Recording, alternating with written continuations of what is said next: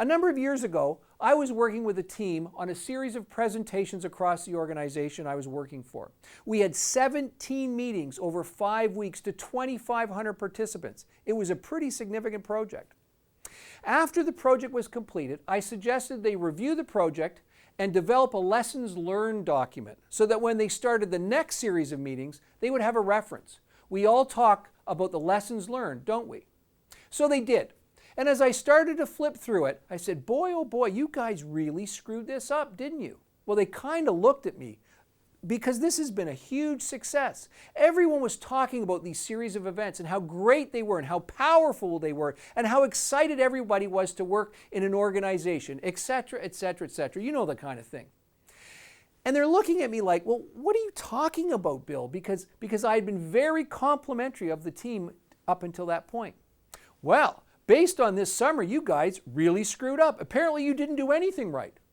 The reality is lessons learned are not just what we did wrong. Lesson learned also includes what we did right, the things we want to repeat. Because if you focus all your attention on fixing what you could have done better and don't entrench the great things that made you successful into an intentional experience, then you're so busy trying to fix something that you forget to repeat the good things. You must also identify the things you learned that made you successful. Because if you don't identify the things that made you successful, how will you know to repeat them the next time?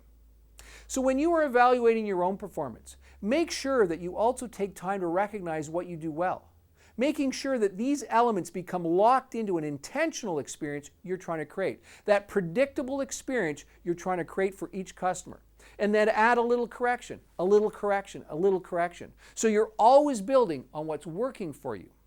Top performers own their outcomes and make it right when things go wrong. They repeat proven activities they know will create an exceptional experience and constantly monitor what they are doing to ensure their process remains relevant while soliciting feedback on areas for improvement.